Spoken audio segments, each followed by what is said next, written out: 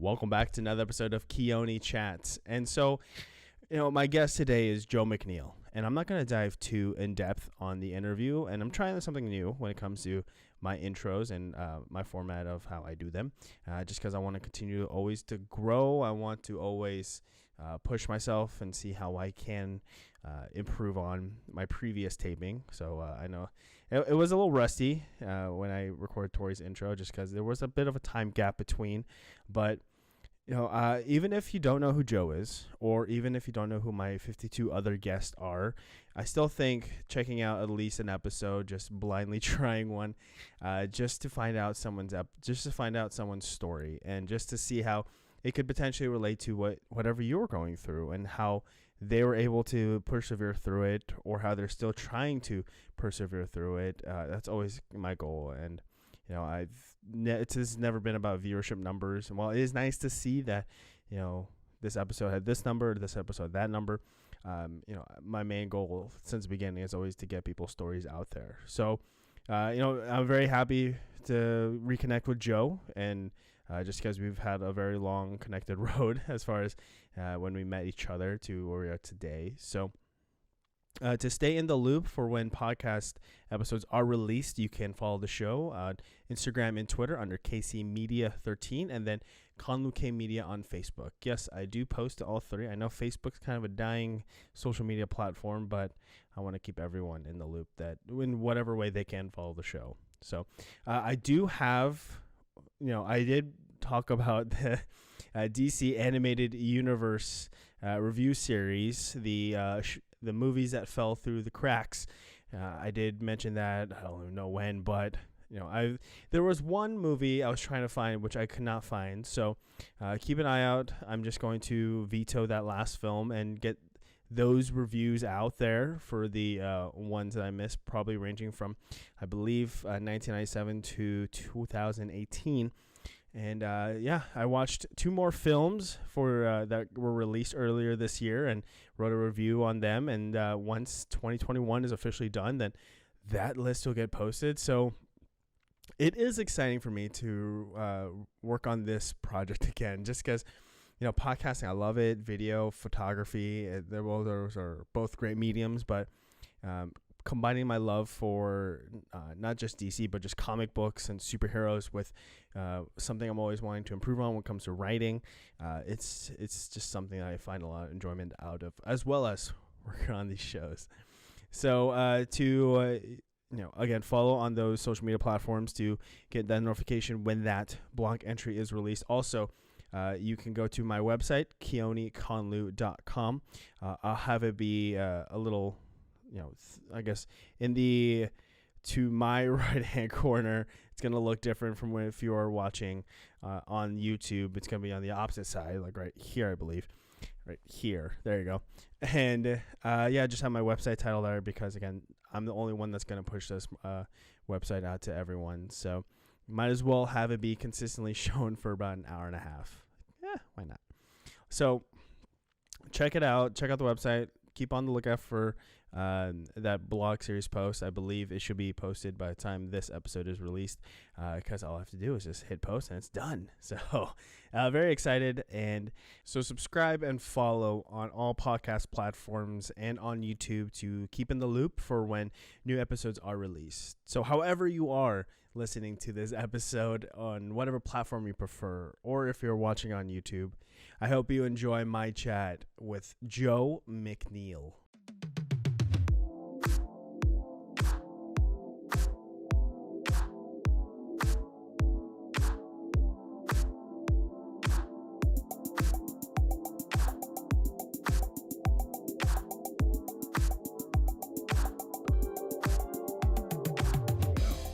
So if people are watching and they're like, this guy, he might be a little confused. He got a Colorado State University Rams shirt on, and then he also has the Oregon Ducks, and he's also located in Florida.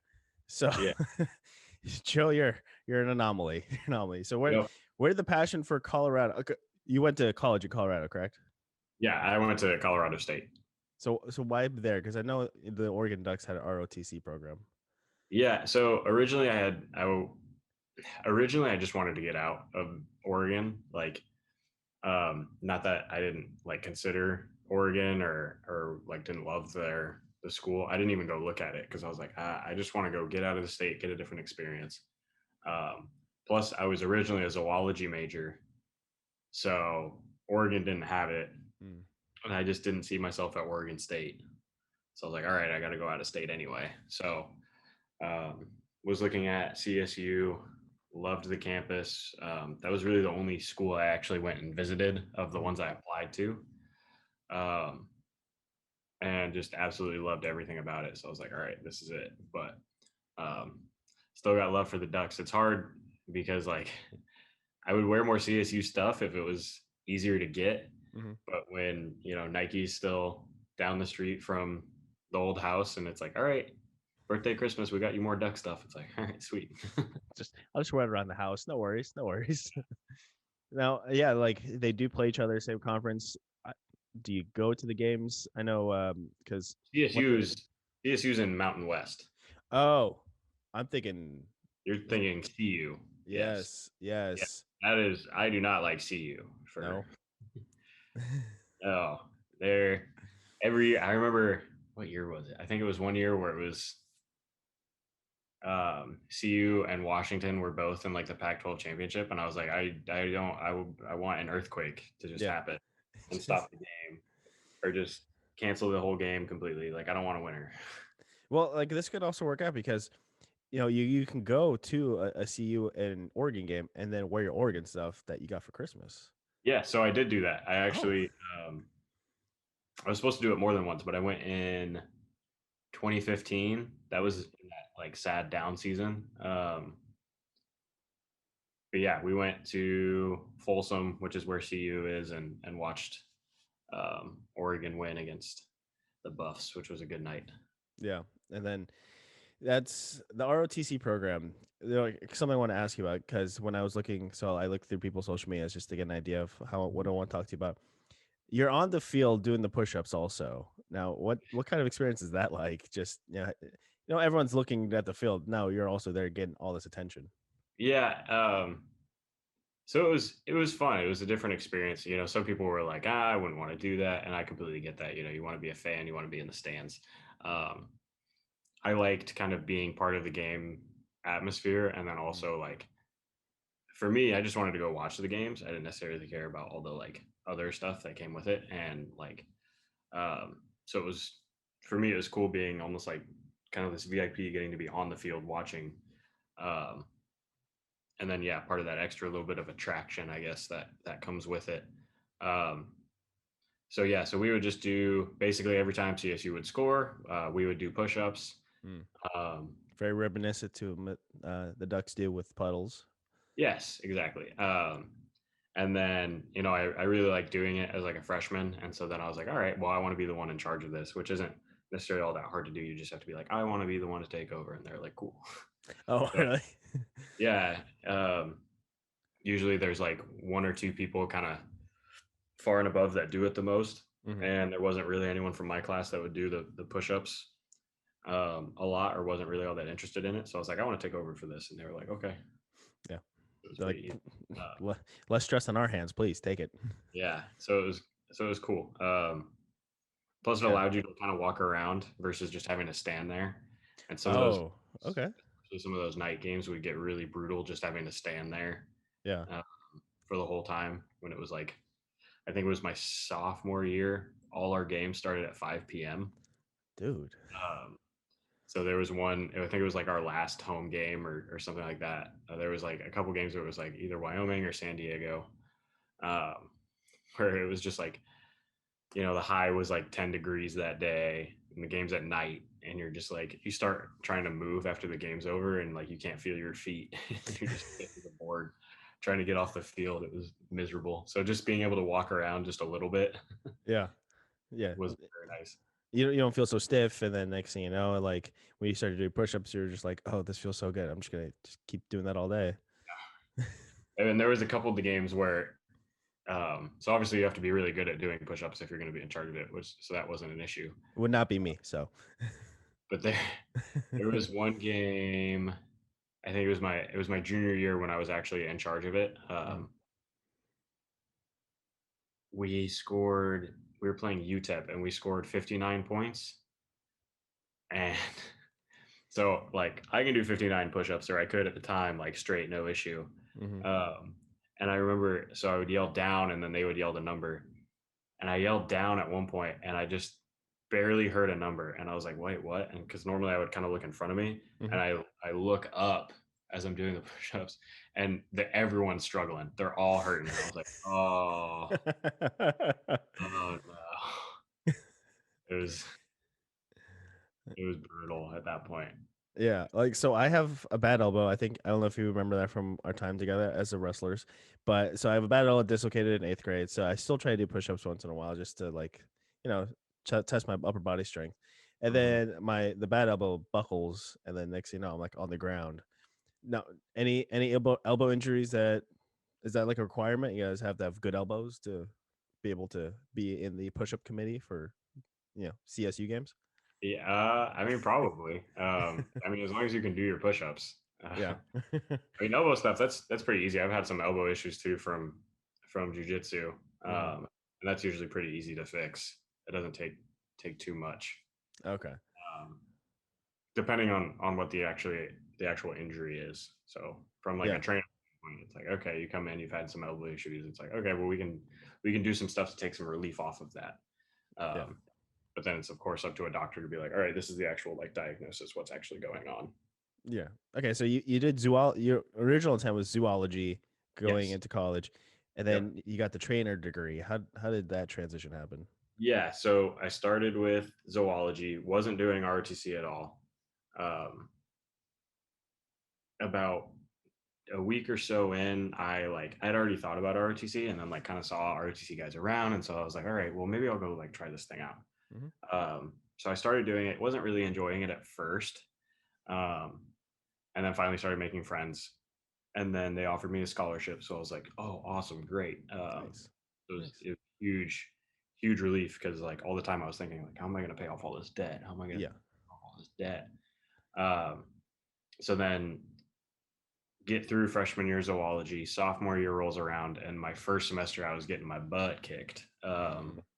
Between chemistry, I was taking calculus, um, which that was chemistry was the hardest one and was like the kind of one where I was like, all right, I need to do something different.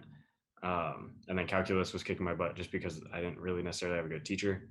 And then, um, so I was talking to some other people and they were talking about switching majors. And I was like, well, maybe I should switch majors. Cause I remember freshman year, like the first week, seeing people that were like exercise science majors. And I was like, that's an option. Yeah. Right. Yeah.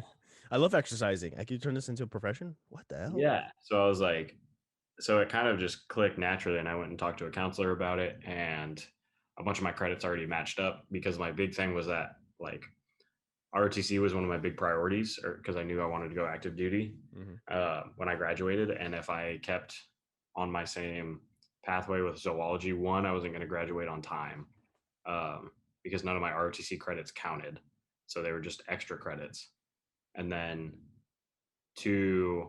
Um, I wasn't going to get active duty because my grades were so bad because I was struggling with the course load, and all the math that I just wasn't prepared for. Um, so yeah, switched to exercise science. Um, did really good in that. Still had to graduate a semester later, but I was But able to you get active graduated. You duty like I wanted. graduated. Yeah, got active duty like I wanted. Yep. Got still had a really good GPA, which I was proud of. So yeah, it all worked out. Yeah. Now, so for you in the military, did you have any family members that served also, or was this kind of out of the blue? You just wanted to do this. It was it was kind of, so my grandpa was in like the reserves, but like never really Okay. talked about it. So it was kind of like like he Yeah. was, but like no one cared, and he never cared about it. So it was kind of like that. And then I had like one of my mom's cousins, like retired from the Marines a couple years ago, and so that was really about it. Okay.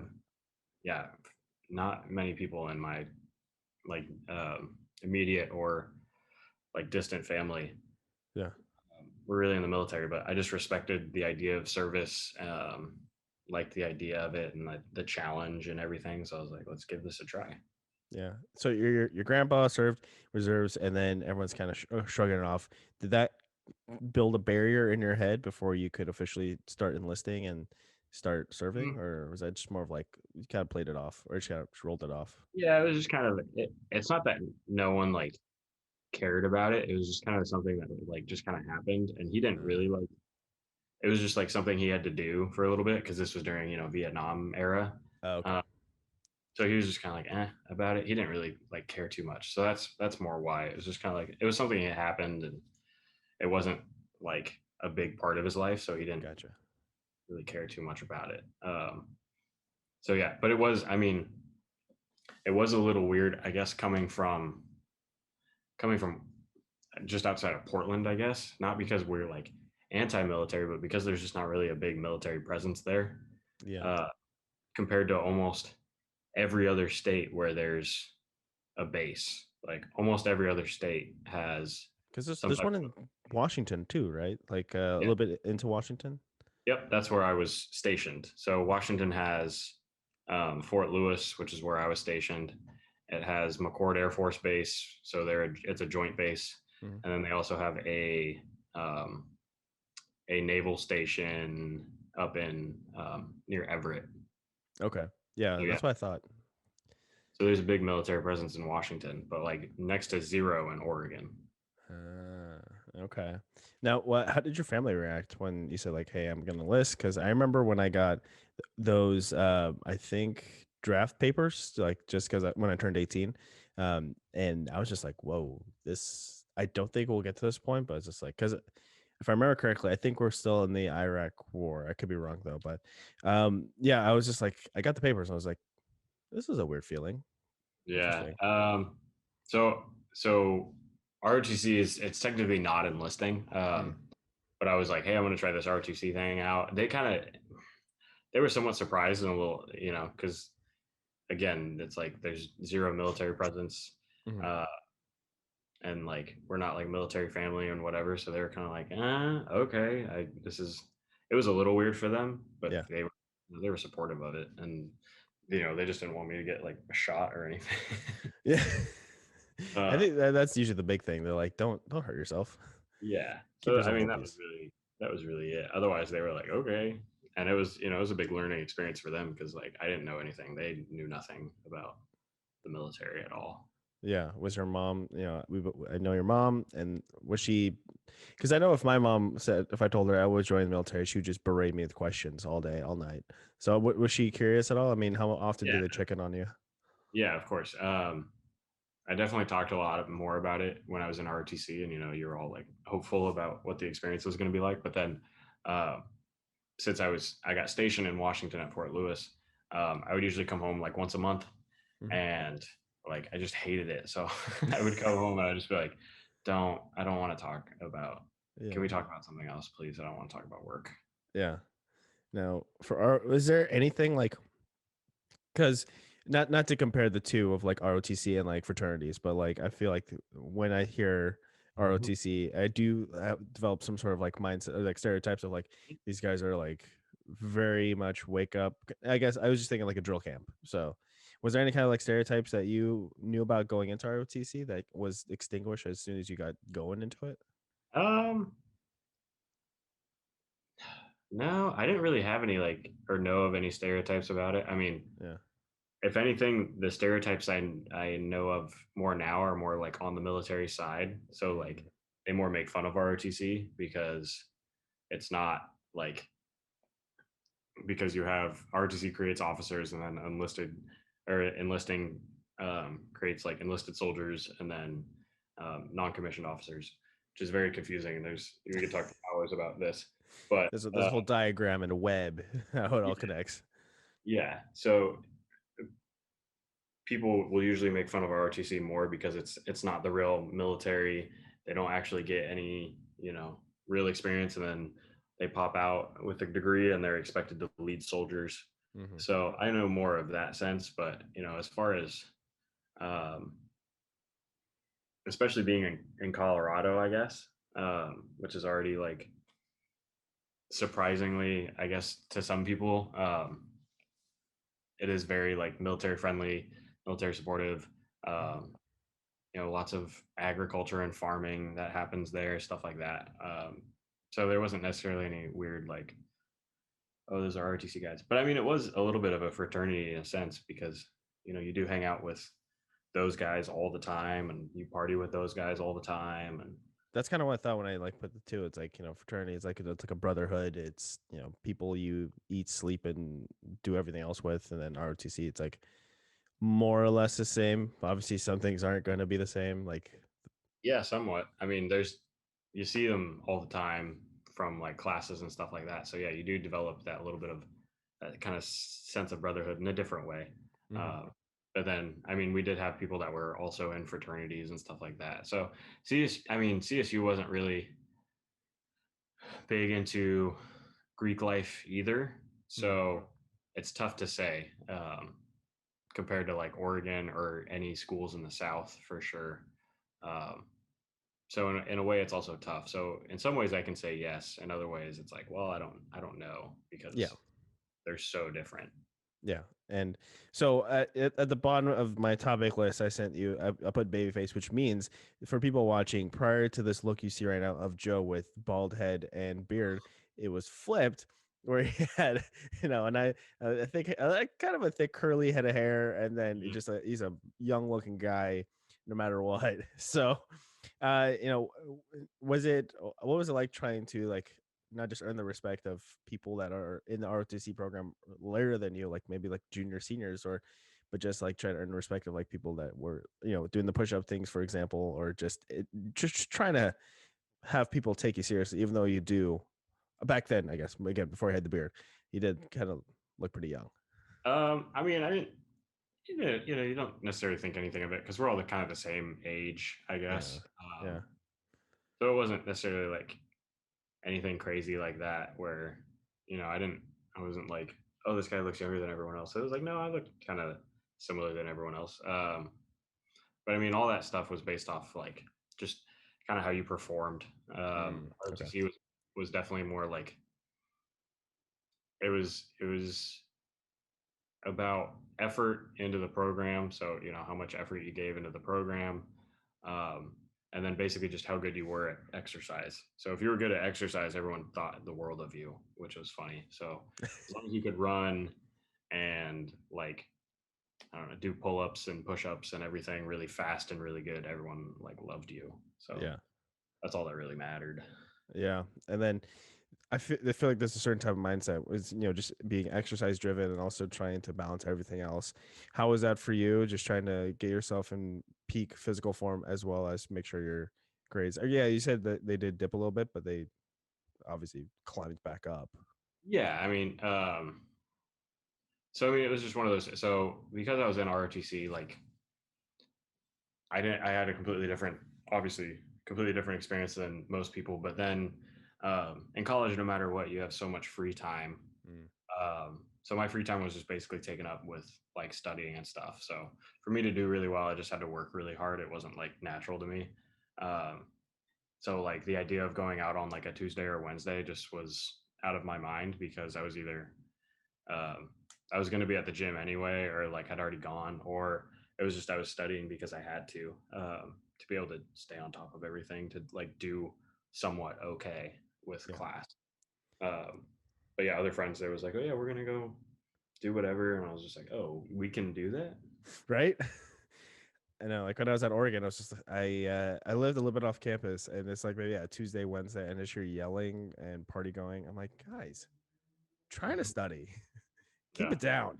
Felt yeah, I felt very old at that point, yeah. but yeah, it's I just think that it does take a certain kind of mindset to be not just ROTC but just military. That change of ROTC mindset to military mindset. How was that for you? Like, did you find yourself stumbling a little bit, or you just easy There, transition? I mean, you're ready for it in a sense. I mean, you've been prepping the whole time for it, but they're wildly different. Like, I had friends that were prior service that were also doing RTC, and they're like, "This is nothing like the army." And then when you go through the we call it TRADOC. It's all the kind of initial training stuff. So like your basic training, your it's called AIT is what enlisted guys go to after to actually learn their job because basic training is just 8 weeks of random stuff to kind of break them in. Um, and then like for officers, it's called BOLIC, Basic Officer Leadership Course. I think is what it stands for. Oh, Where we learn our branch. So if you're like infantry or artillery, which I was, or intelligence, chemical, whatever it is, that's where you learn all that. Um, for us also in ROTC, instead of doing basic, we do a month long thing that's now in Fort Knox, um, where it's like they space it out, but they take every like all 5,000 cadets in the country, um, and like put them into platoons of 30 people for a month, and just they do a bunch of stuff with us, and they kind of test our leadership abilities amongst hmm. others, um, while having us do basic stuff. So all that kind of trade-off stuff, it's all very, um, I guess, very organized and kind of dumb in a sense because you're like, what, you have no control. They tell you when, where, what to do, kind of thing, Yeah. Okay. which is wildly different than the actual army, which is, it feels more like a 9 to 5, well, 6 to 5. Um, but at the end of the day at work, you go home, you do whatever you want. Especially as an officer, you get to live off the post, off the base. So, um, for me, I was, driving back up to Tacoma every day and just having, after my day was over, just having a normal life. Okay. So there is that separatism between like personal life and military life. It didn't all blend in together 24/7. Yeah. And it definitely, I mean, it definitely does. Being out now, it is funny how there's not this like sense or this feeling of being in it, or even kind of how people treat you slightly differently, not in a bad way, but Hmm. like when you tell people you're in the military, you're in the army, like they they'll treat you differently, not in a bad or good way, but just because they have a different sense about you. They're like, oh, okay. They kind of build this impression of you in their mind, even though, like, because so few people actually serve, they don't really know what it actually all means. So they're just kind of like, oh, you're in the army, and whatever that means, if it's maybe they think of you in a positive way or a negative way, it's like it sets this impression of you. So now just being like a normal person, it's kind of like that, having that sense of identity gone. It's a weird feeling. Hmm. Now, I was just thinking about this, but like, let's say you're walking down the street in your uniform or your military greens. Is that the proper term? Like in the camo Well, uniform is fine. uniforms, and then I know I've seen at least a few people go up to other folks in uniforms just saying thank you. What is when those happen? When that happens to you, how does that usually make you feel? It was always a weird feeling, Yeah. uh, because like, so like I get why people would do it, and it's so funny because it's such like a can of worms opening thing. Like with military service, it was always such this weird feeling, and it's not, nothing of it is ever black and white. It's always this kind of gray feeling where like I feel specific ways about things, um, but I don't like other people to feel the same way Mhm. about it. But so like for me, it was always weird getting those thank yous for a couple reasons. One, um, I didn't really do a whole lot. Like I served, and I still have that sense of like, because I did it, other people don't have to. Mm. Same with like everyone else who serves. Like that's kind of the big underlying thing.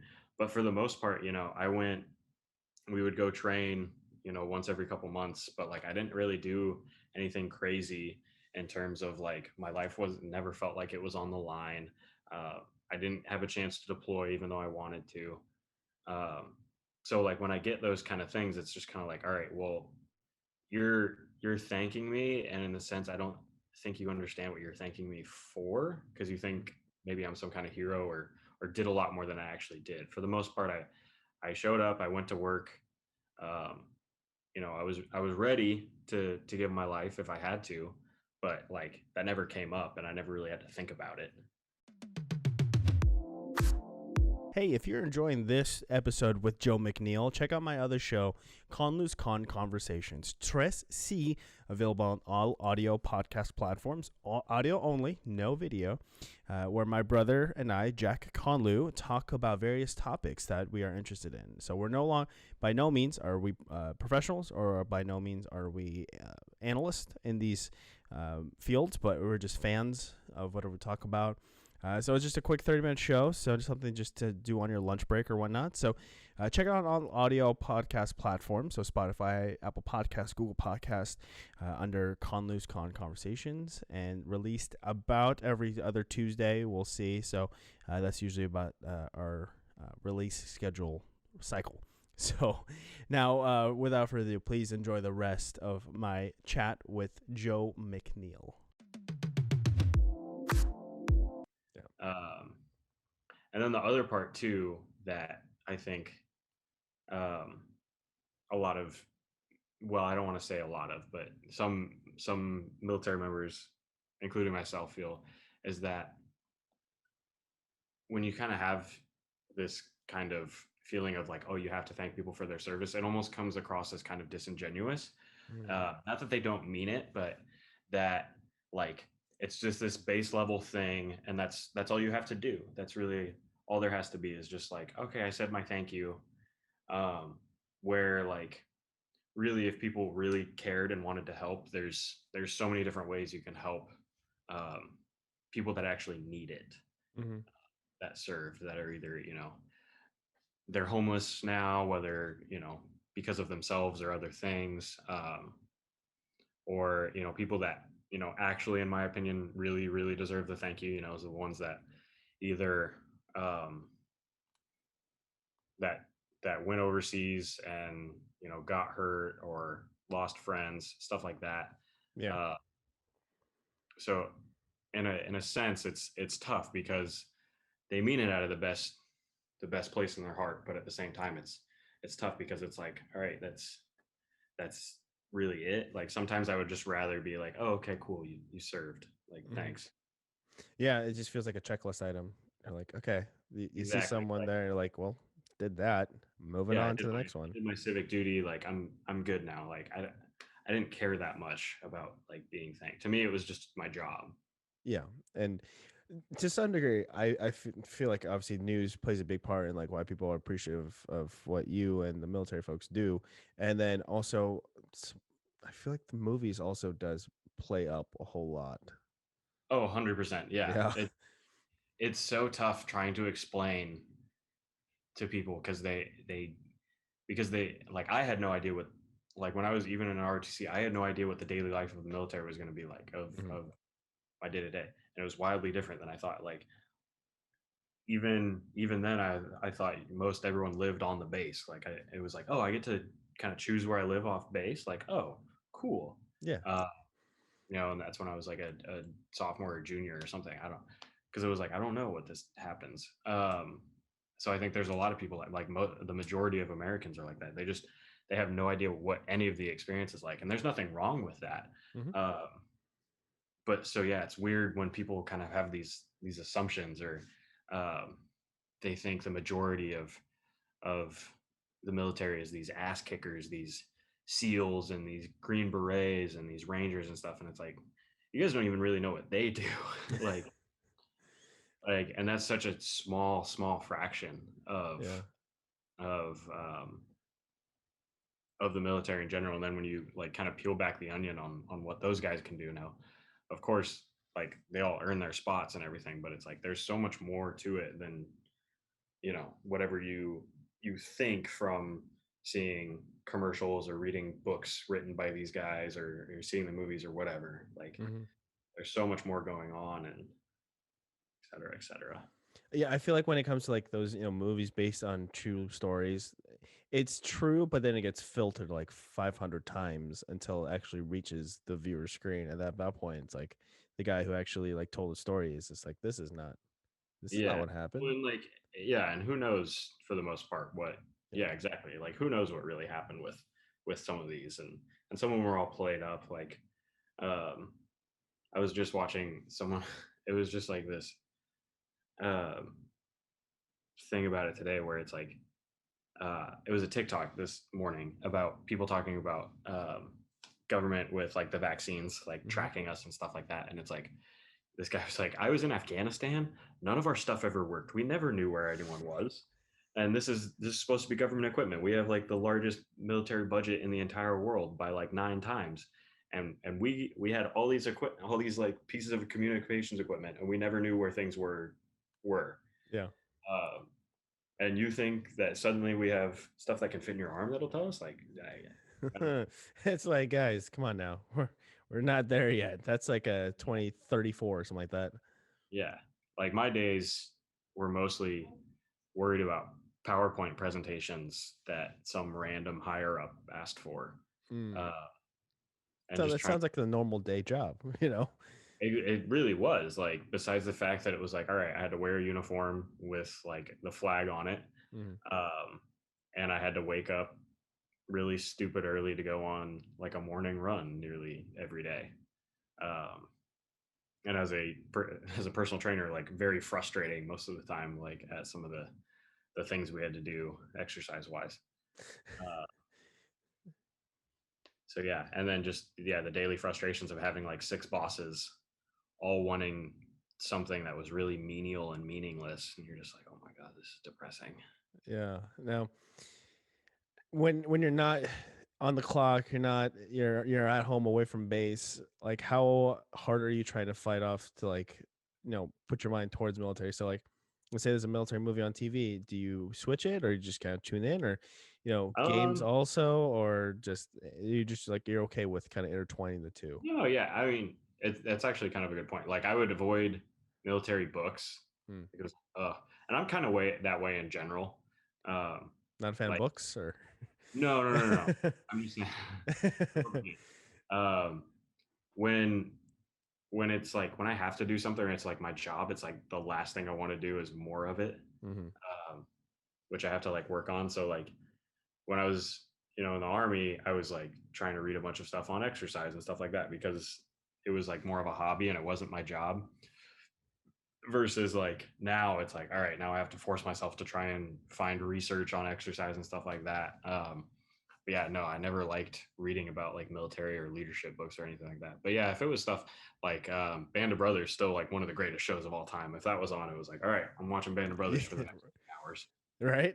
Uh, You're like, don't but yeah, for bother the me, most mom, leave part, me alone. yeah. But for the most part, yeah. I mean, I would try and kind of get away from it, just like anyone else does.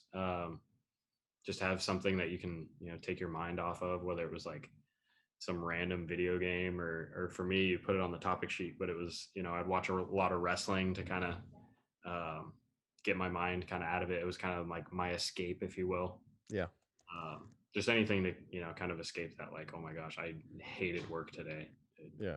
that day or whatever it was. Now, before I want to ask you more about wrestling because I know you're a fan, but I want to grab something real quick.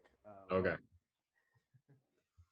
So, Joe, I know you're a big fan, so I thought I'd ask these next set of questions with the WWE Championship belt on. Yeah, because I know back when we were kids that the WWE would do, they would bring their show to wherever the troops were deployed and did some shows there. Is that kind of how you got into W? How did you get into WWE? So I was like a kid. So they didn't come to Portland for a really long time. I think it's because they had like mandatory drug tests or something. Mm-hmm. So they wouldn't come to Portland. I think the first time they came to Portland was when we were in like middle school, maybe, Yep. um, which is crazy. So I became a fan probably like 2001 or so. Um, and honestly, I think it was because my mom and I were watching The Weakest Link of all shows. Oh, right, they had a WWE version. I remember that. They had an episode where they had a bunch of wrestlers on, and it was all the guys from like the 2001. So it was like, Edge, Big Show, Booker T were a couple of them that were on there, Yeah. and like we watched that, and then I think SmackDown was on a couple nights later, and I was like, oh, that's Big Show from Weakest Link that was just on the other day. Um, and my mom, she grew up in the 80s where like everyone loved wrestling, everyone loved Hulk Hogan and Ultimate Hmm. Warrior and Macho Man and all that stuff. So she was kind of into it already from, being into it as a kid. So she was like, yeah, let's like watch this. And I was just drawn to it. I loved it. I'd always had that sense when I was a kid of like wanting to be like big and strong and stuff. Oh yeah, yeah. And Because so you see, like like people like Dwayne Johnson, who now are like ripped to the holiest, yeah, and even like if you're a kid now, you just see all you see is just jacked dudes and yeah, very like muscular women. yeah. So it was like back then, it was like, um, I loved like comic books and superheroes. So seeing these guys on TV that were just huge and jacked, like The Rock and Triple H and Stone Cold, um, and they could just take hits and dish out beatings and stuff like that. It was like getting to watch like real life superheroes and stuff, um, and I loved it. And I Yeah, I thought it was real for a long time, um, it is and then still real, I thought it was like I think I was in like third grade where someone finally was like, "It's not real," and I was like, "What?" right? It was like the biggest slap to the face. You're like, how dare you? Yeah. So I mean, I watched it through like high school.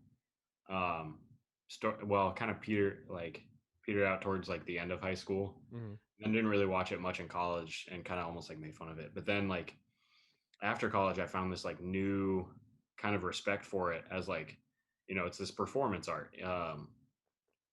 Kind of like theater like I did in middle school and high school and loved that. And so I kind of saw it as that. I was like, these guys have to um, they come out and they do this weird type of acting, Hmm.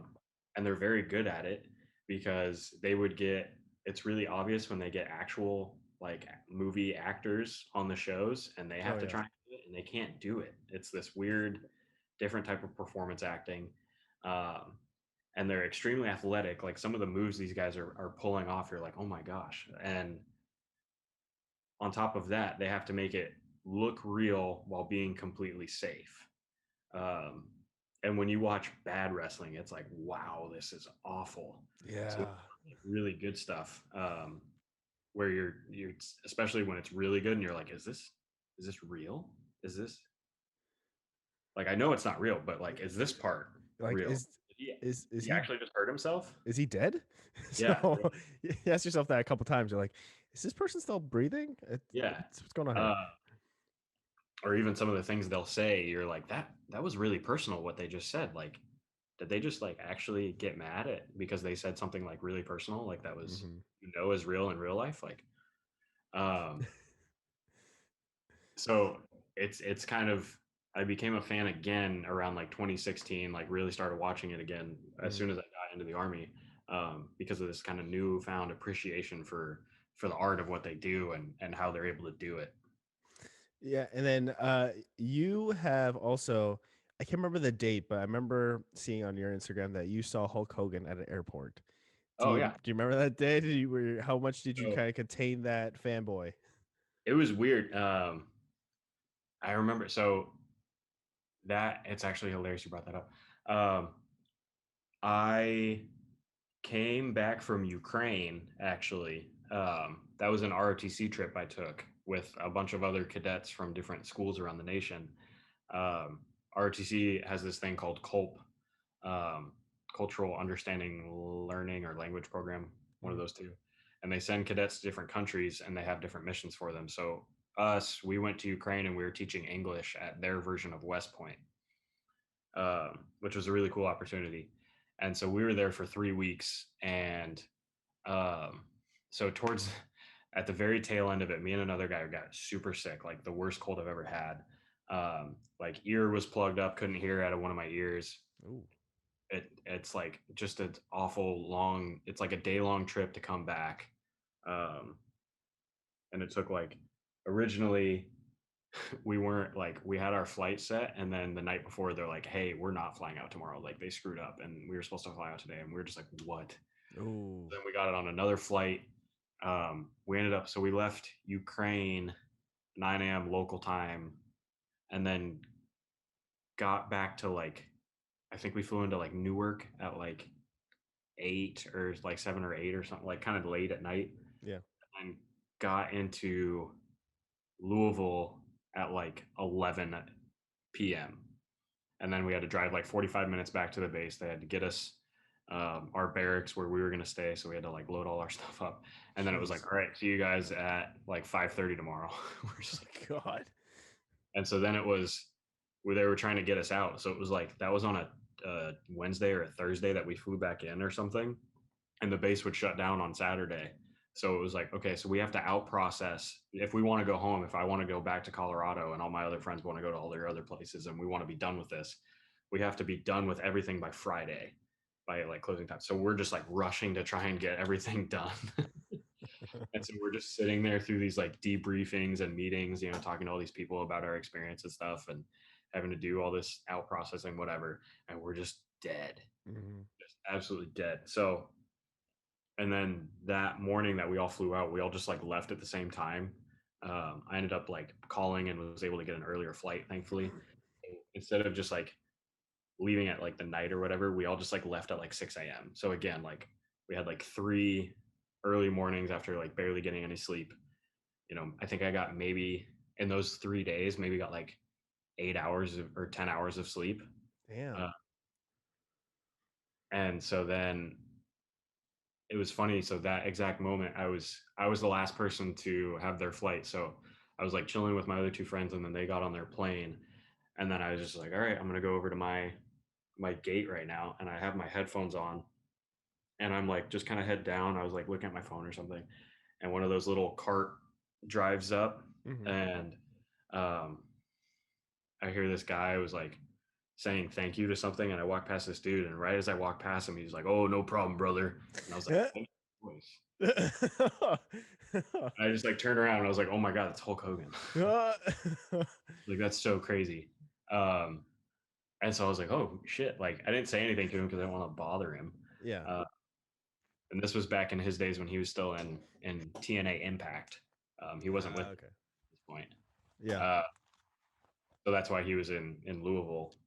And so I was just like, "Well, I should turn around and just like take a picture." And then he like awkwardly, I think, kind of stared at me as I took it, and I was like, "Oh, And then he goes to you. He just says, "Hey, brother, Hulkamania doesn't like unfiltered photos."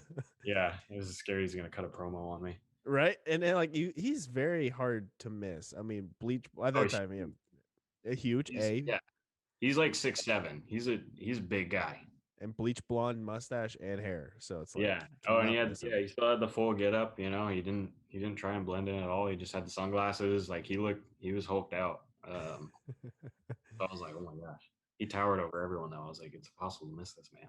Yeah, exactly. And then I think I remember from the picture he was wearing like his like red shirt, maybe like a bright red shirt or something like that. But that was what he wore I all the thought it was time. like blue. He wasn't like trying to draw attention to himself, but Ah, still wearing the bandana and he's got glasses and he's yeah, like you said, he had the big mustache. So it's when you see someone who's 6'7" walking around with like that, it's like okay, it's impossible to miss. yeah. If you do, then you need to check your vision. But Yeah.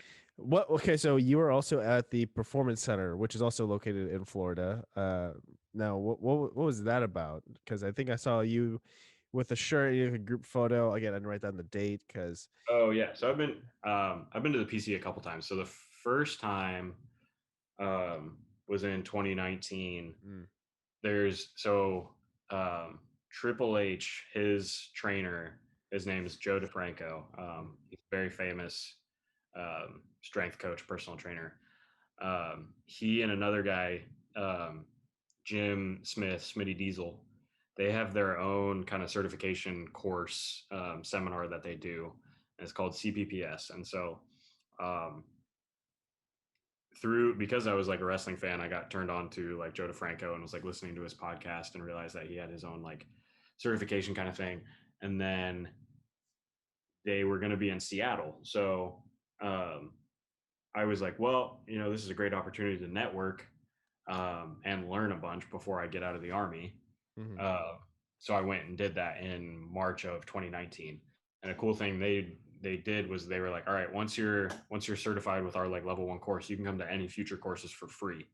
Oh. So um, I had to move to South Carolina for my last duty station for my last year of service. I was down in Fort Jackson, and I saw that they were going to do another CPPS course here in Orlando at the Performance Center, and I was like, well, that would be awesome to go to. Again, more networking opportunity, um, and so I was like, I hit up Smitty and was like, "Hey, can I come to this one? Like, you guys said for free." And he's like, "Yeah, absolutely. Got you on the list." So I was like, "Sweet." So it was Hmm. only like 6 hours. So I drove um, down here. This was September of 2019. Stayed with my aunt and uncle and went to that. And so that was the first time I got to go to the PC. Uh, Okay. And yeah, then you also got to meet Finn Balor, correct? yeah, um, yeah. I know Finn. He's a great guy. But So okay, time out. You get to say that you know Finn. How cool is that? yeah, I mean, it is a cool thing. I mean, it's to the point now, like it's to the point now where it's just kind of like, um, we're bros, and I don't like necessarily try and think about it. Like I'm Hmm. like, oh my god, it's Finn Balor. Yeah. But yeah, it is kind of cool being like, all right, yeah, I know him. Yeah, he's a great guy. Him and his wife are fantastic, amazing people. Um, so it's through him that I was able to go to some of the NXT shows here Hmm. because because everything shut down, they weren't able to do them at Full Sail University like they normally do. So they were Hmm. just doing them within the PC. Um, and so that's how I've been able to go to some of those. And how were those, by the way? Yeah, I remember seeing a photo of you, like, because they had the ring, and then they had the fenced off, and then they had like also the plexiglass Yeah, barrier in front. How was that experience versus it like was. how would be like going to the full, full people, full stadium? Yeah, I still want to go to Full Sail, a show at Full Sail at some point, just to because I know it is different and it's more people and it's. Um, but I mean, I mean, it's close to the real things you can get, and it's cool because it's such a small setting. There's really not that many people that go. Hmm. um, it was a little weird. It's evolved over time. So at first it was like, all right, you're in this plexiglass pod with like 5 or 6 other people, um, and then you have to do a COVID test beforehand, and then it's now changed to where they kind of built. There's a show tonight actually, and they're going to have even more people, Hmm. and so then it turned into I think like, oh, you had to do a rapid test, which was like the last one I got to go to. We just did like a rapid test, and they had bleachers. So before you were like standing, and then they offered bleachers. And so both the last 2 times I went, I was like, I'm going for one of those chairs because I do Yeah. not want to stand for the next 4 hours. No, Um, no, no, no one wants that. yeah. So, but I mean, it was really cool. I mean, you're about as close as you can get to the action. It was a little weird having like sound piped in. Uh, Yeah. and having so few people and at the time you're kind of like, okay, this is weird because we're at the PC and everything's kind of all makeshift, but it's great. They made it work. They still went all in on it. If you watch it on TV, it still is like it looks perfect. And Hmm. um, so yeah, I mean, their production is always incredible. Yeah, and be able to, because I remember watching, I think the maybe two WrestleManias ago, not counting this most recent one, where they did it at the Performance Center, and Oh that was the first time they ever did like a two nighter, and it was odd having it quiet, but yeah, they made it work very well. yeah, no, they did a great job. Yeah, I felt it was like sad kind of watching for them, and so it's good that NXT of all things has been able to have fans for the last couple months because for a little bit they just had other NXT performers as like the audience. Yeah, So it's and you cool don't you that don't they know were able to them. actually get some fans in there, and now they're Yeah, able to get more, and hopefully Full Sail will open soon, so they'll be able to actually get back to it and yeah, that yeah. vibe. So I'm gonna put this title down because it's actually been slipping down the whole time, but it was, I was trying, man. I wanted to be that WWE superstar also. Yeah, So right. Didn't we all? with you currently now station, not station, but just living in Florida, also no longer part of the military, but doing personal training. Mhm. How has that transition been to like now you've studied it, now you get to finally apply into like a career type? It was weird at first, because like um so I gotta credit Joe DeFranco and Smitty because especially going to that CPPS back um in 2018, no 2019, early 2019. It was really kind of those like one of those open the floodgates moments of like you don't know what you don't know. Yeah. And it was like, oh my gosh, I'm so not prepared for this. Like I thought I kind of knew some stuff, and now I'm realizing like how little I actually know. Which I already knew. I knew very little, and then it just moves down even more. You're Yeah. like, you know nothing. Well, this is a great feeling. And so I still have that feeling. And another coach that I follow said it perfectly. He's like, you just try and be a little bit less wrong every day. Oh, Uh, so yeah, so it's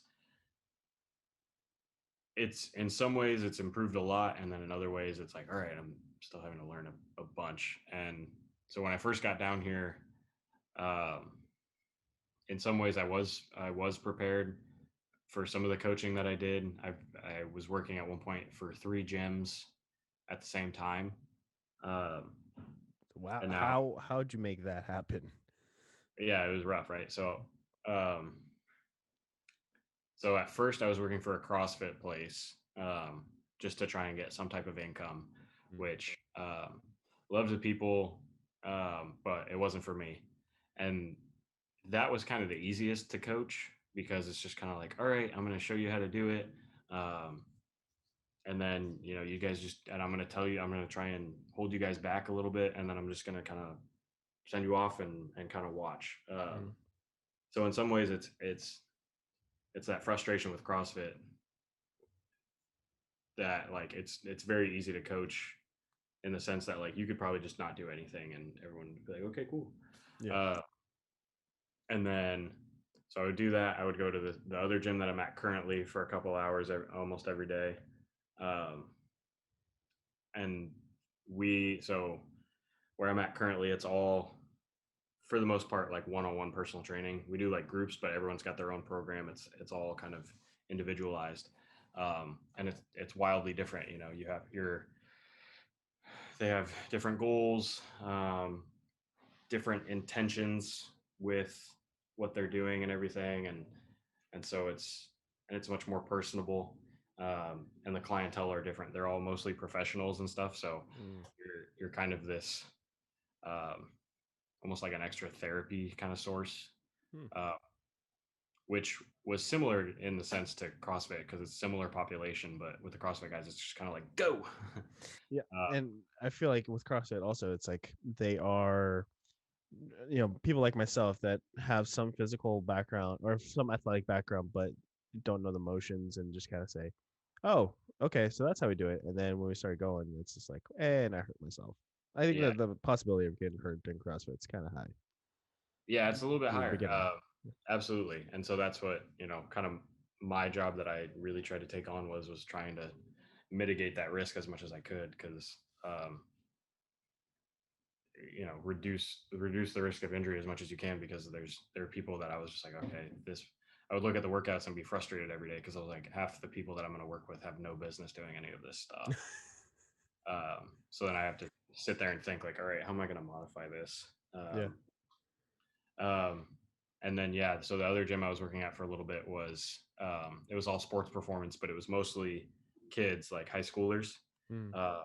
which is way different than anything. It's extremely hard Hmm. teaching kids, um, especially like ones that were more on the unathletic side, which was great because there was more room for development. But you're just sitting there like, all right, how do I explain how to bend over while keeping your back straight? Like how else can I do this? Yeah. Because you are not doing it right. No matter how often I show you, no matter what things I say, it's like, oh my god, you're just sitting there racking your brain. Like, how are you not getting this? This is so simple. That's like explaining a peanut butter jelly sandwich after they started eating it. It's like, oh, I guess this is it. But, it's. Do you see any kind of like opportunity to like mold someone though if they're like they don't know what they're doing and just build them Oh, up? absolutely. I mean, it depends on the completely depends on the person and how willing they are. Um, but yeah, no, that was definitely like it's the most, kind of gratifying thing is um, when anyone has progress, but especially those ones that don't necessarily believe in themselves, um, that aren't necessarily like unwilling to change, but they're the ones that were either more hesitant or, um, just kind of had a lacking confidence. Um, and when you're able to kind of build that confidence into them, there it's always incredible, and it's always a great feeling to see them believe in themselves or do something they couldn't do. Keoni Chats is probably sponsored by Cove Hard Yerba Mate.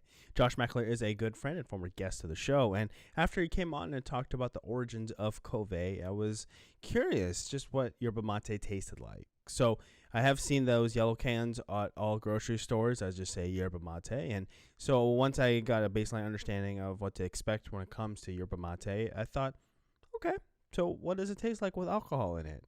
So after his episode, Josh was very kind and sent me a pack including all four of his flavors. So you have a mango colada, you have a mojito, a berry, and then a lemonade. So I'm a citrus fan, so I loved all four of these flavors at different points, but you really can't go wrong with any one of them. And with summer officially in the swing of it all, I think this is a great way to feel a little loosened up and still feel light as you enjoy your nice warm nights. So if you would like to try some of Cove's Hard Yerba Mate, go to hardyerba.mate.com, HARDYERBAMATE.com, and then create a cart, pick some of that flavor, pick some of this other flavor, throw in some apparel in there as well. And before you check out, use the discount code Keoni Chats Cove. So it's KEONICHATS KOVE for 25% off your total purchase. So that is huge. Thank you to the people at Cove for believing in the Keoni Chats podcast show and giving the fans of the show a way to try your products. So you must be 21 years and over to purchase any alcohol from Josh. And everyone, please enjoy responsibly. Yeah, that's even if it's not physical exercise, it's just like work related or just school related. You're like, oh, I just figured out how to do this math problem. I sucked at math, so I was just like, anytime I finally figured it out and finally it's like was able to get the process down, I just wanted to gloat to everyone. They're like, hey guys, do you want to know what Pythagorean theorem is? Let me tell you. Yeah. Here it is. Boom, boom, boom. So that's does that kind of motivate you to also continue working with kids that are not as athletic, or So like I'm I done? don't work at that place anymore. If you had the opportunity, would you? Yeah, it's tough. You have to really enjoy that. Yeah. So I'm okay with it, but not always for me. Kids is I give all the credit to the world to anyone who works with kids or teenagers because it is wildly different than any other type of population of people. So all the credit to them if they can do it. I'm not always the best at it. Mm. There's so many um, different ways of kind of going about it, and sometimes it's like I don't know what to do with this guy because the personalities are so different. So there's some people where you can work really. There's kids that I worked really well with and really liked training, and there was others where I was like, dude, I can't deal with this guy. I don't know. Okay. Okay. Versus adults, there's a little less of that variability, just because of similar shared experiences and um, stuff like that. Okay. Now, what was the fitness community like when you were training during our COVID times early on? Like, so, let's say February, Marchish. Yeah, so I got out in March. Mm. That's when I started leave to be out of the military, and I so I got down to Florida, and I got here 2 days before shutdown, so everything shut down. So I knew I was going to be working at that sports performance place, or I was going to intern there. But originally, I was still looking for a second place to to get extra income from. So there was no chance of that because everything was shut down. So for that whole month, I just was like, I just studied to take this one exam to get a certification, which I got. And so during that, it was just kind of like, all right, we're going back to basics. I had a bunch of bands and stuff like that for my own training. So I was doing a lot of running, a lot of calisthenics, a lot of band work, pull-ups when I could find a bar, things like that. For the most part, I didn't necessarily sweat it though. Like a lot of people, I've really completely changed my mindset on a lot of stuff fitness related since college. In college, it was more this kind of obsession, and it was very everything was very dogmatic. Um, with it has to be this way. There's black and white and blah blah blah. And I've changed that a lot, and a lot of um, the professionals and the media people that I follow have that more um, kind of sense of let's do what we can. We're gonna make progress, but um, it's not this crazy hardcore craziness. Um, so that's what it was more during like the kind of the COVID times was like, all right, let's get in what we can. And then Florida, of course, opened up earlier than most everyone else. So it wasn't, it was like maybe mid to late May where I was able to kind of start working initially. And at that point, it was kind of like everything, like, it was like we would clean everything, but for the most part, people in Florida didn't care. So it was like, yeah, we're just kind of going back to normal. So when I was in high school, college, obviously high school, I was lifting for sports. Hmm. College, I was lifting for maybe some classes, like flag football class, for example, or to impress the ladies. And now, like lifting, I'm just more of like I just want to lift to stay in shape. What are you lifting for now? What are you working out for? What is your driving factor mindset when it comes to working out and Yeah. lifting So weights? it's always tough. Like you want to have a goal, because like it gives you something obviously to work towards because otherwise you're like, what am I doing? And then you don't Yeah. really make progress. Um, Whatever it is, I'm usually trying to do. The biggest thing that I can give advice wise to anyone is still make a plan, even if it's just general fitness, which a lot of the time has been kind of mine.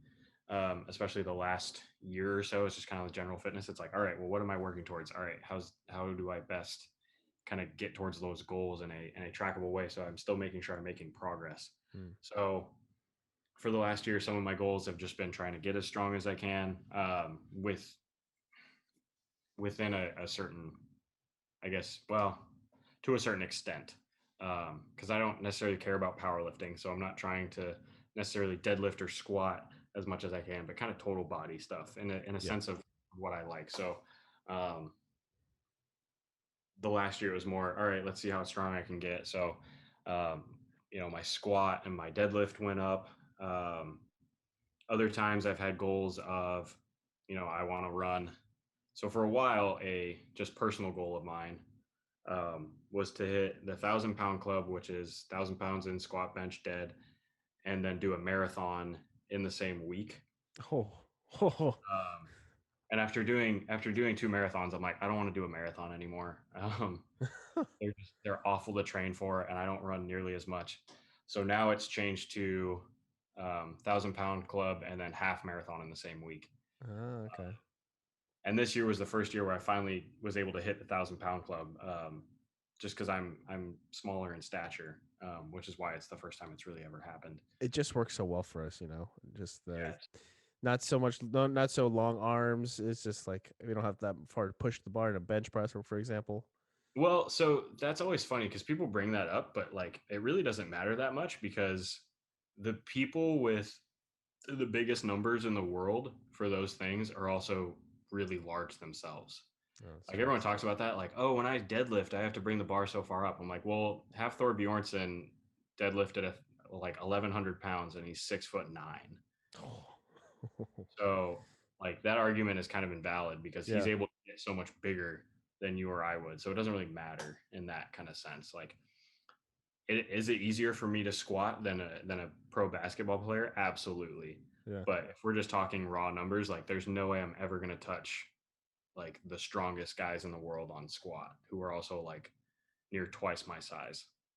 Yeah, because you're just like there's they I feel like when it comes to like athletes, like they have that time, they have like more support systems to like help them get to where they need to be, as far as like to their goals. But with you and I, it's like we had to balance it with work, and we also have to balance it with everyday life. And Yeah. And that's kind of the big thing with a lot of the clients we see is that, that's just it's it's fitting in, how can we get to their goals as best we can, and as safely as possible, but realizing that like we're not or like exercise is not necessarily their priority. And that's kind of the point now where that's where I kind of fit in. I really enjoy, um, in a sense. In some ways, it's always fun working with more athletic people, and I would, Yeah. sometimes I think getting more into that world, but um, for the most part, people have other stuff to enjoy. Even with athletes, like Yeah. their goal is to do as best they can on the field, Hmm. not necessarily as best they can in the weight room. So everything we do is to meet them where they are, and then just you know help them where we can, because there's always limitations. It's not everyone lifts or like sleeps, eats, breathes trying to become the best lifter in the gym, and there's nothing wrong with that. Yeah, yeah, and just looking at you from when I met you, I thought it was Boy Scouts, but like we played soccer together as kids, so it was my bad. But just seeing you then, seeing you in wrestling, and then now seeing you now, and seeing some of the other photos of your body transformation. That's gotta be a great feeling when you got to that point where like, okay, I feel great, I look great. Now what? But it's like Yeah, I you mean, got that journey. there's always more, and I don't like. I'm not over here with like a six pack like some of these other guys are, and I'm still pretty short. So, um, but it always does feel good when you kind of hit those big milestones, and at the time, you know, I'm usually really critical, like, oh well, not that I didn't do something, but it's like, well, it's not as good as, but Yeah. when you kind of look back and you're able to pile things up, it's like, okay, yeah, it's still pretty impressive. Like, Oh you yeah. know, what I've been able to accomplish, and that's an important aspect of kind of training yourself and training other people too. Is like, all right, well, you want to be really critical about yourself. Let's look at everything that you have accomplished and have been able to do. Yeah, that's like someone that's I can get too hard on myself too when it comes like screwing up at work, or for example, or I know my girlfriend can get hard on herself too, but I wish we got to remind each other like, hey, we made it through the day. A, we're still alive. B, and it's like we're doing what we can to make the company we're working at better. So it's always a work in progress though when it comes to looking at the positives. Hmm. But so there were you mentioned something. So before we started talking, I just want to catch up with the usual, my guests. Usually, you mentioned that this is coming up on your COVID anniversary, your COVID 1 year. Now, Yeah, like, were you able to trace back like who got you, or is it just like out of I the have no blue? idea. So, I mean, it was Florida, so like, and it was still in the like June, so it wasn't completely early days, but like it was, in some sense, it was my own fault that I got it. No idea who I got it from. It was most likely from working. No idea which one. It easily could have been, any of our clients that were kind of out and about, or any of the kids that I was working with that were out and about, still like hanging out with other high schoolers. So, um, I'm not going to try and like be like, oh, it was this person's fault, whatever. Um, but yeah, I ended up getting it, and I was really upset about it, obviously, especially in those days. But as soon as I found it, because I woke up and I was sick. I Mm. was It was awful that morning. So yeah, called out of work. Told my roommates, I was like, listen, I'm gonna be masking up in the house, like spray everything down. I'm gonna walk by with like like sanitizer after I touch anything and spraying it down. So thankfully, for what I know, none of them got it, at least from me. And I stayed in my room for pretty much 2 weeks. Oh. Um, yeah, it was brutal, and it's one of those things, like, I would, at no point was I ever like downplaying any of it, and um, so I was upset and like felt guilty that I got it and it happened. Granted, most of the people here in Florida have either gotten it or had it at some point. Um, but yeah, it was like, I don't wish it on anyone. And like when people talk about like, yeah, I'll just get it, it's not a big deal. I was like, no, that was awful. That was a really awful couple days. Mm-hmm. Um, and I was in good shape, ate well, everything like that, and like I still had a really rough like 4 or 5 days. So, how was your family handling the news that you got COVID? Because obviously your mom's still here in Oregon. You're all the way opposite side of the country. How So, did she handle it? so I didn't tell her. Now she'll know. Well, no, she knows. Okay. I told them like well, way after the fact because I didn't want them to freak out because they were already so worried as it was, and they were like so paranoid about it, and I didn't want them to like every day have to worry like, oh my god, is Joe alive? Is he is he okay? Is he gonna have to go to the hospital? So I told my aunt and uncle that live here, Yeah. um, so they knew. Um, but for the most part, I didn't really tell anyone about it. Family, Oh. um, a bunch of my friends knew, and they would kind of check in. But yeah, I was mostly just bored, like because you're just when you just sit in your room for 2 weeks, you're like you start losing your mind. Yeah. That did. So, was that hard at all trying to keep that from your mom?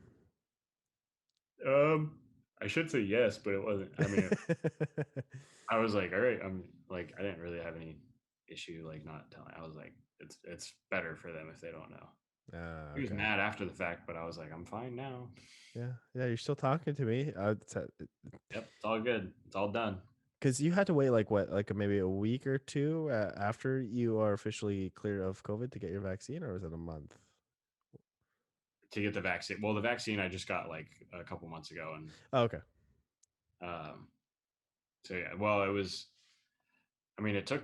This was still the early days, so this was in June. Uh, So still the early days of testing, so they didn't necessarily have tests as widely available. So like, I had to wait 5 hours um, to be able to get a test. So and then it was like 5 or 6 days before I got it back that it told me it was positive. And then I had to wait like so it was like 2 weeks before I could really start working again at either of the places I was working at because they wanted a negative test, and so then mhm. I was all right. Well, now I have to find a place to go get a negative test.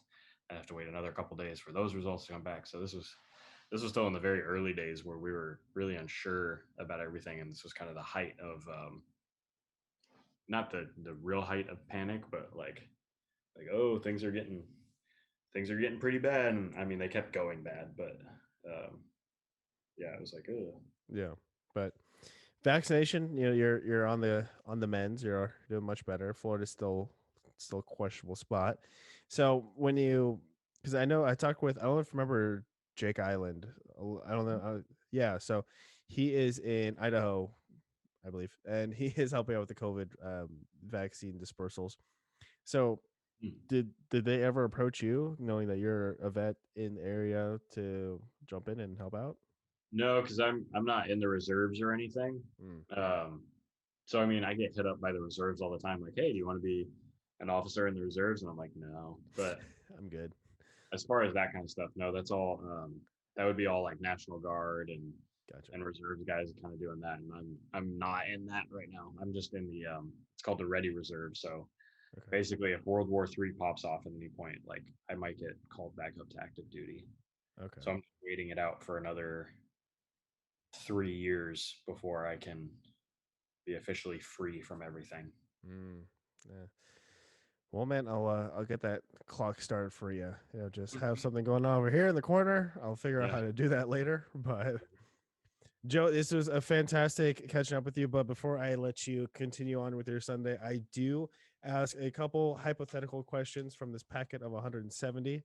It's Oh a boy. it's a nice little doozy. There you go. Just gonna ask you a couple. Okay. So, first one, I thought of you when I found it because you did jujitsu and you Brazilian jiu-jitsu and then also military and also weightlifting. If Mhm. you were forced into gladiatorial combat but could only choose a weapon that isn't typically considered a weapon, what non-conventional weapon would you choose? As Non he looks around his room. What non-conventional weapon would I choose? Shoot, that's a tough one. Um, I Now would I'm definitely looking. choose something that's like kind of blunt. Yeah. I think something that's like easily kind of grabbable and like maybe like a blunt object. So I don't know. Well, maybe like I don't know, part of like a table leg or something like that. I was just thinking that. I Yeah, was like, I was staring right at one. I'm just like, could that work? I think yeah. that'd work. I mean, we could go the WWE route or the wrestling route and say like a chair or something. Exactly. I mean, You could I'm say sure something. they could turn a pillow into a weapon in the WWE world. So Yeah, somehow, yeah, some but way. definitely want something like that. Yeah.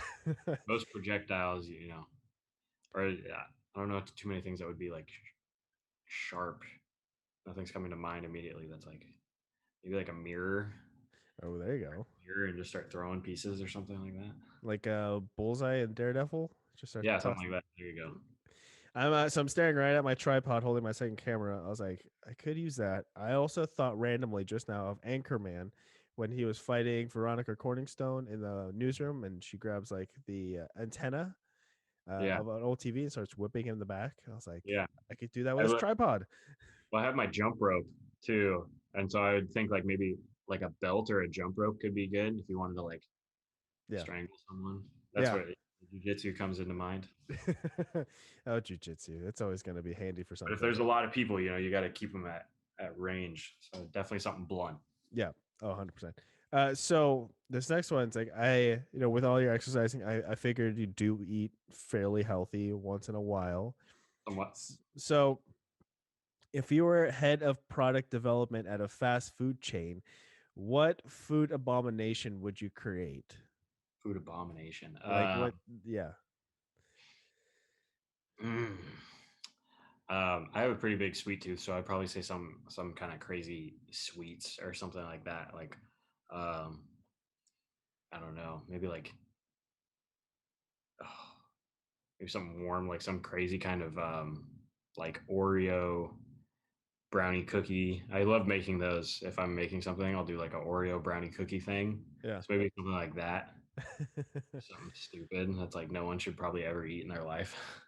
I was watching this YouTube video. I was actually wrapping it up before we got on for this interview of this Mhm. guy who went to Knott's Berry Farm and he ate all of the food that's there available. And Yeah. I'm pretty sure I'm not 100% sure if there's a Knott's Berry up in here in Oregon, but he had this one dessert. I'm not going to remember it completely clearly, but it was like a donut filled with I don't know, I guess he had like multiple crazy things, but one thing that's like, kind of standing out was like like a corn dog, but instead of the actual like corn dog inside, it's just a big block of cheese, but with a cornbread batter. And he took a bite and he's like squeezed it, and it's just he played jump rope with it. I was like, oh god, Ugh, Knott's Berry Farm, what are you doing? ugh. Oh, actually, that would be a good. So that just gave me inspiration. So, since it's unique to fast food, I would probably do like some type of juicy Lucy, which is where like you put the cheese in the middle of like a patty or two patties, Yeah, then you bite and there's cheese inside that's already like melted and really hot. Jesus Maybe Christ. that with like a donut bun or something stupid. Yeah, really just stop the heart. Let's Yeah, that's you just that's want to usually the go goal. wild. Yeah. So Joe, at the top of your head, do you know if anywhere people can go to support the military for vets that are post military duty and just I know I was just kind of like I didn't get you prepared for this one. I was just kind of thinking about it as you were talking. I was like, if you have any Here, place you want to plug. actually, one that I recently, so I've signed up for this one. I haven't gotten involved yet, but it's called Team Red, White, and Blue. Um, from what I've seen, what their kind of messages, and again, I haven't gotten involved in it, so I don't know a ton. But their their goal is to try and help veterans through activity, so physical activity, things like that. The other one, which is a really cool thing, I have to find it and pull it up because this guy talked at Sorenex's Summer Strong last month, which I went to. Mhm. It's called the Veterans Project, um, and uh, they just try and go around talking and helping as much as they can. Um, the the head guy, the guy in charge of it, has a bunch of really cool stories of he'll just go out to wherever they are um, and talk with them and just try and I guess kind of be like be there for them for Mhm. like a couple days or two just because a lot of those guys they have such crazy experience and those are the guys that you really want to respect, and that people should be respecting in the military, and they go often kind of forgotten, especially in their older ages. Yeah, yeah. That's that. So those two. So I'll say Team Red, White, and Blue look into, but definitely look into the Veterans Project. Those guys Perfect. do good work. And where can the people find you on social media? Yeah, so I have, well, I guess Facebook doesn't matter because I keep. I'm just on like Instagram. My Instagram handle is jmcneil18. Hmm. Um, if you want to find me on there, you'll see some fitness stuff. It's mostly just kind of me doing random stuff when I get on there. Mostly I'm so busy I don't really post too often.